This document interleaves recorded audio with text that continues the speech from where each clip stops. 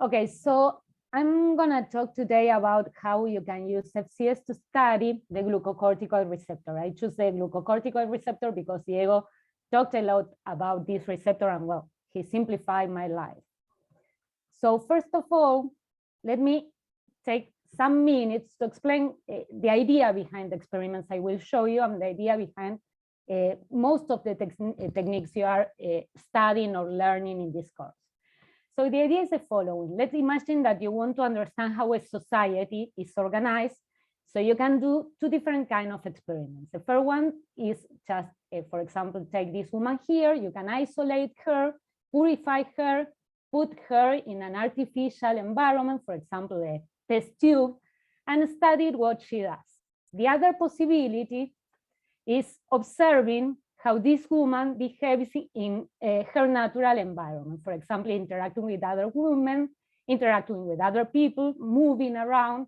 And from this kind of experiments, you can really learn a lot about how a society is organized. And I would say you can learn much more than in these simple experiments we used to do in the past. So the idea is observing cells, real cells, biomolecules moving around the cells, and learning about the cell's organization from this kind of experiments.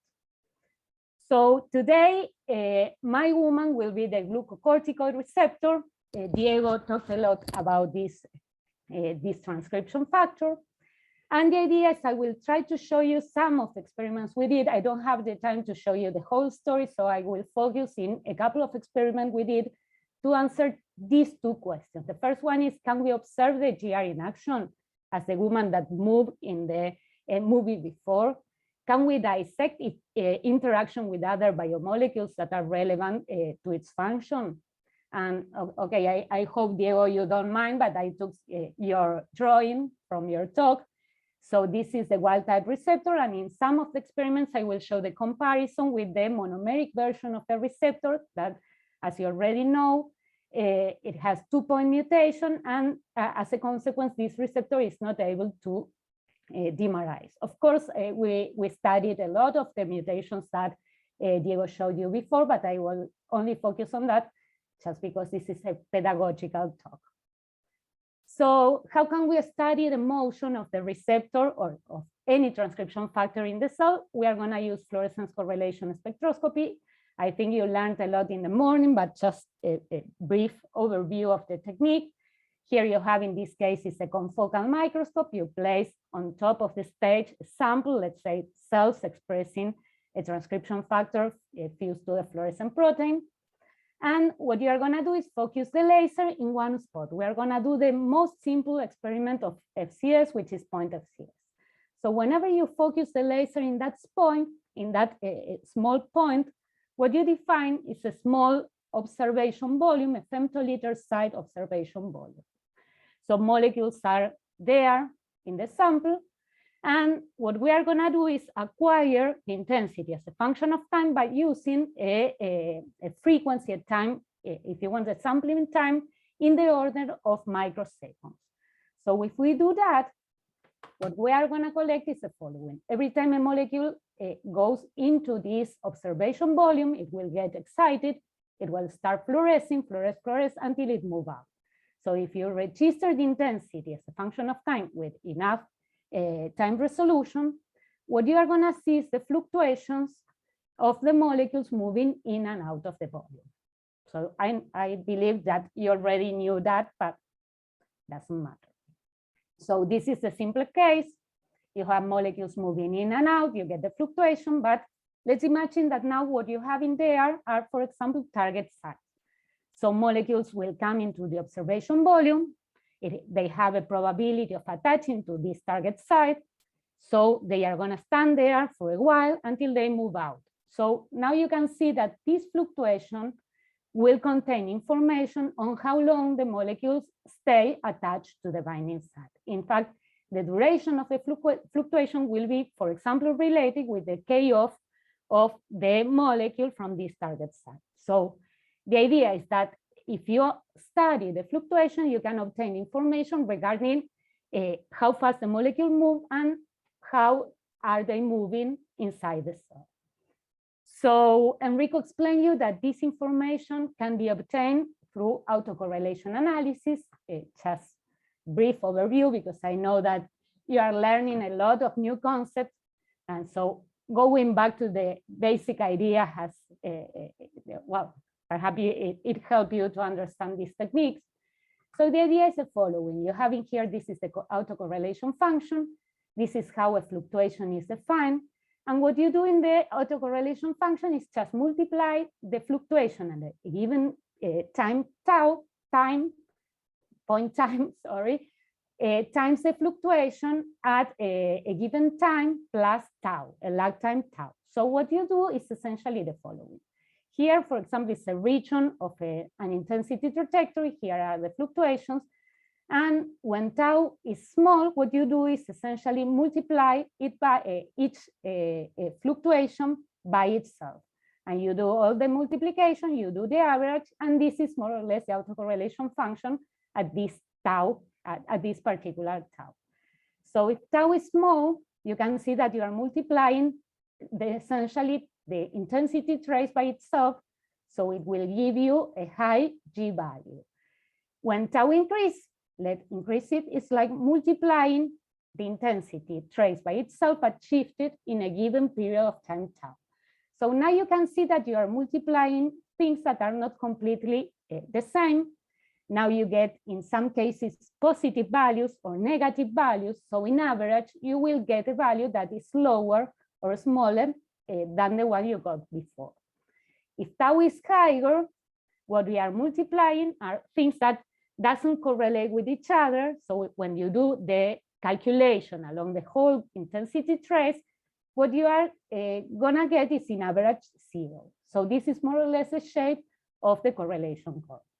If the fluctuations last smaller because molecules move faster through the observation volume, the autocorrelation function will decay earlier. So you can see here that from the analysis of the autocorrelation curve, you can obtain information regarding the mobility of the molecules.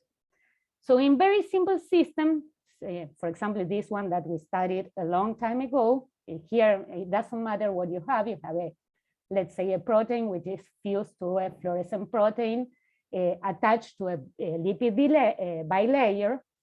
What you can do is just propose a model for the motion of the molecules. In here, for example, you can say that the molecules are going to move through two-dimensional diffusion along the membrane. And from the model, you can derive, from the theoretical analysis of the model, you can derive an equation that accounts for the motion, for example, here. So you can fit the equation to the experimental data and obtain relevant parameters of the motion of the molecules. For example, here, the diffusion coefficient. So let's go back. Oh, let me see that. Okay, sorry.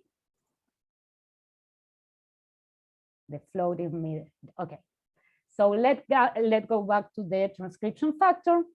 Okay, what happened when you do this kind of experiments with the transcription factor? Can we obtain information regarding how this transcription factor is moving in the cell? And these are, for example, representative experiments we obtain in these FCS experiments of the GR. Here is just a cell that was transfected with GR TFP. This is a control cell, not stimulated. So this point represents the point where you focus the laser. And this is more or less a correlation curve you obtain in control conditions.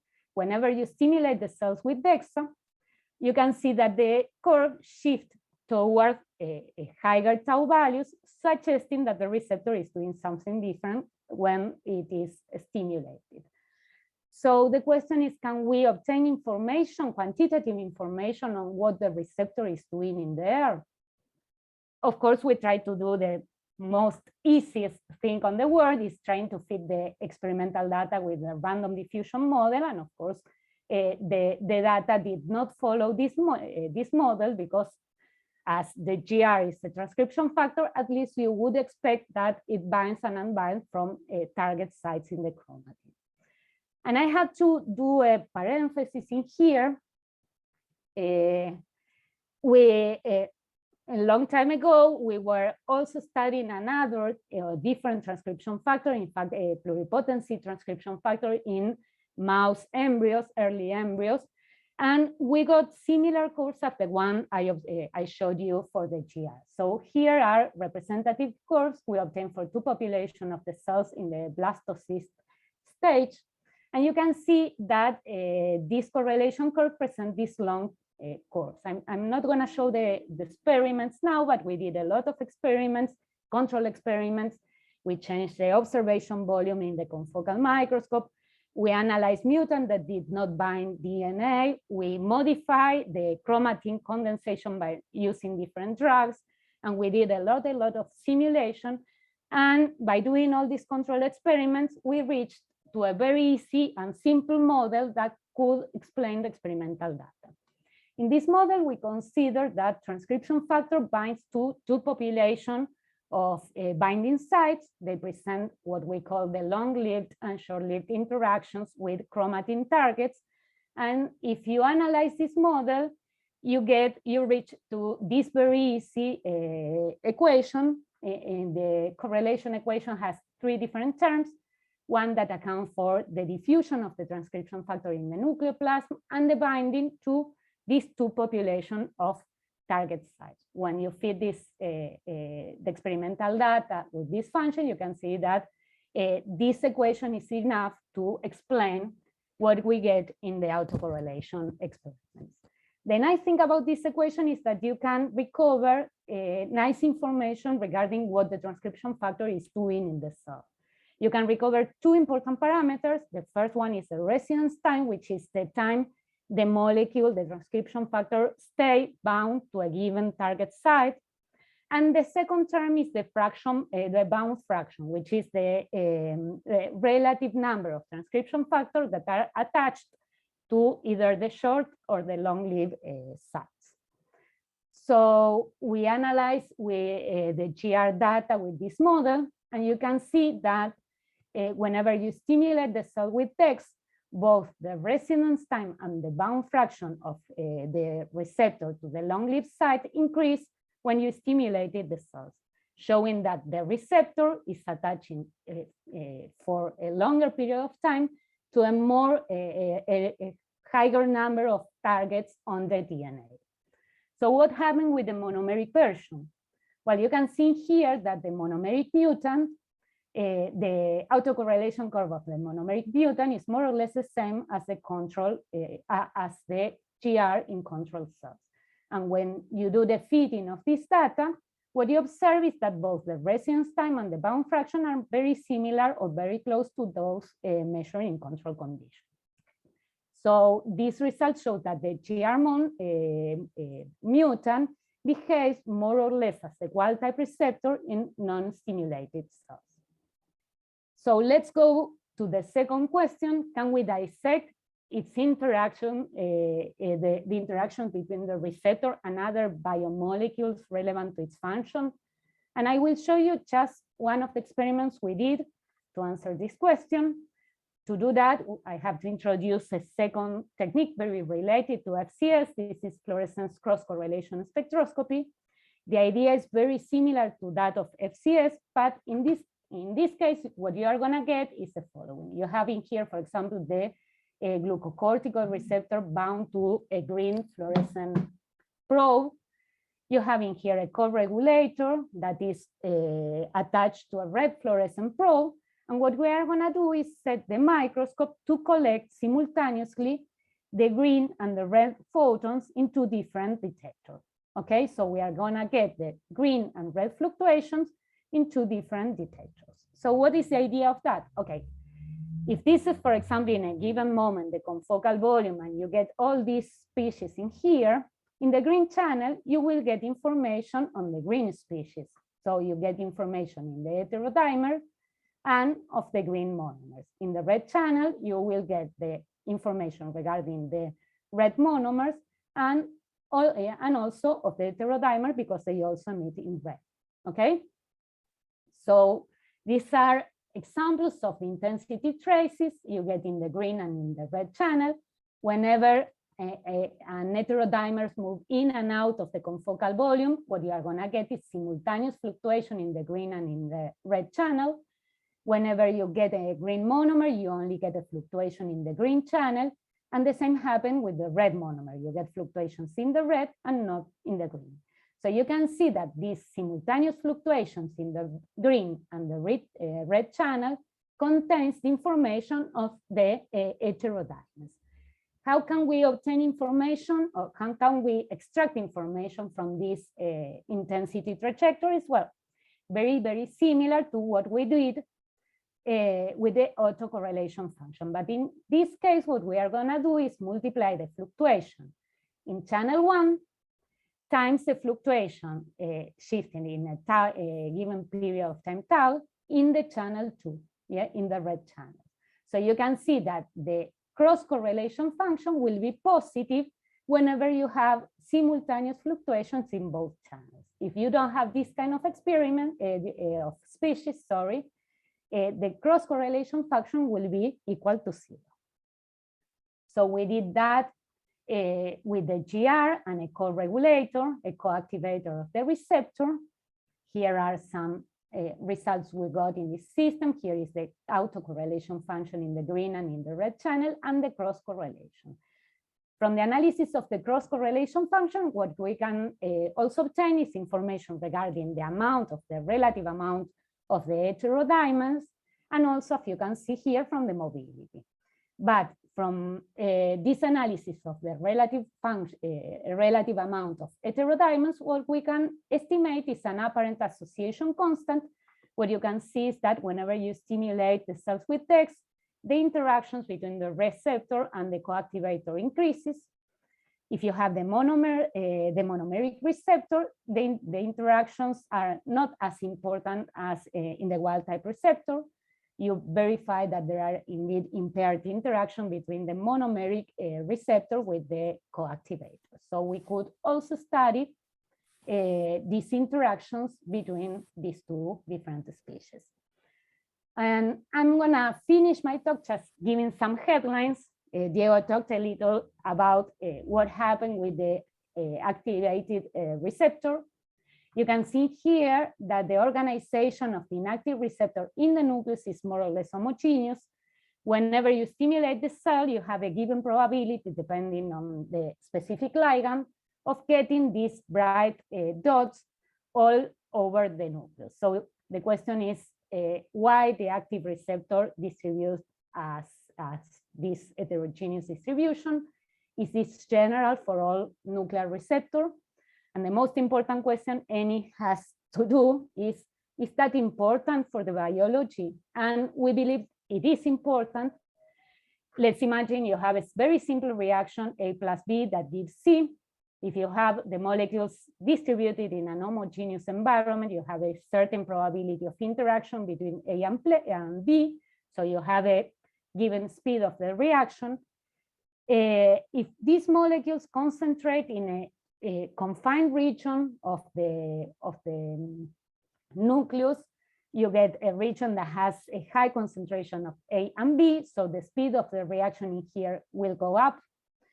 Or if, for example, you have in here an inhibitor and the reaction occurs outside the foci, you have a lower concentration of A and B, and the speed of the reaction will go down. So in conclusion, what you can, the relevant thing here is that you can modulate the speed of the reaction by compartimentalization. And compartments in the nucleus are very, very common. You can see here, for example, all the members of the steroid receptor family form this kind of foci. And I don't have time, so I'm gonna show just some headlines of that by doing certain experiments of FCS, scanning FCS, and these cross-correlation experiments, we could determine that these foci formed by an initial interaction of the receptor with the DNA. After this initial interaction, many other co-regulators and molecules relevant to transcription are recruited to this initial seed, and this keeps growing on and on, forming a kind of condensate that has properties compatible with those expected for the for liquid condensates. So just to conclude, many years ago, we thought that to understand the function of transcription factor, we had to have information regarding how the transcription factor interact with its specific site on the DNA. We now know that we also need to know other things about this transcription factor, how it is spatially organized, because the spatial organization will also modulate its function, and how dynamically interact with all different partners in the nuclear landscape. Okay, so I think I'm more or less done. I would like to